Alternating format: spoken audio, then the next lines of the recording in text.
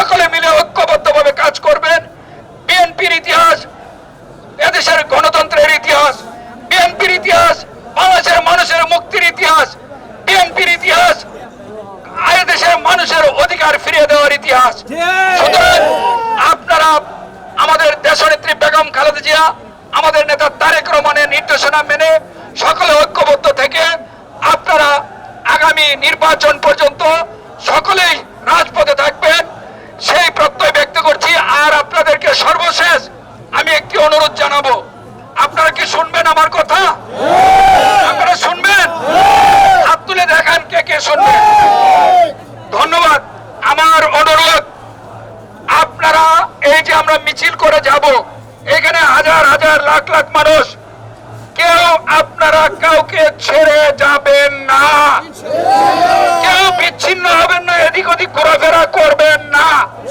আমি যদি দেখি একজন আমাদের নেতা কর্মীও একজনকে ছেড়ে আরেকজন এদিকে যাচ্ছেন ওদিকে যাচ্ছেন গল্প করছেন, তাহলে কিন্তু আমি কিন্তু আসলে শহীদ জিয়ার আদর্শের কর্মী না।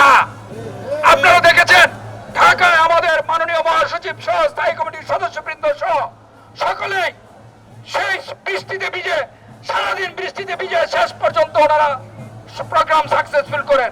এখানে আমাদের স্থায়ী কমিটির সদস্য নজরুল ইসলাম খান প্রধান অতিথি।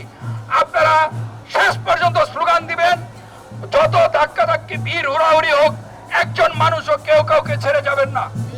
হাত ধরে কেউ ঠেলাঠেলি করবেন না, সুশৃঙ্খল ভাবে এখন মিছিল করে যাবেন। এই মিছিলটি আমরা মোহামেডান ক্লাবের সামনে যাব, সেইখানে আমরা একত্রিত থেকে স্লোগান দিব।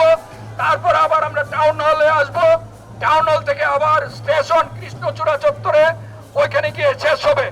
কেউ কিন্তু আগে মিছিল থেকে একটা লোকও চলে যাবেন না। আমার কাছ থেকে বিদায় নিয়ে প্রত্যেকেই যাবেন। আপনাদের শেষ পর্যন্ত আপনারা থাকবেন এই প্রত্যয় ব্যক্ত করছি। এবং আগামী দিনে বিএনপির সরকার প্রতিষ্ঠা না হওয়া পর্যন্ত, ধানের শীষের বিজয় না হওয়া পর্যন্ত আমাদের নেত্রী দেশনেত্রী বেগম খালেদা জিয়া এবং আমাদের নেতা তারেক রহমানের নেতৃত্বে আমরা সকলেই ঐক্যবদ্ধ থাকব।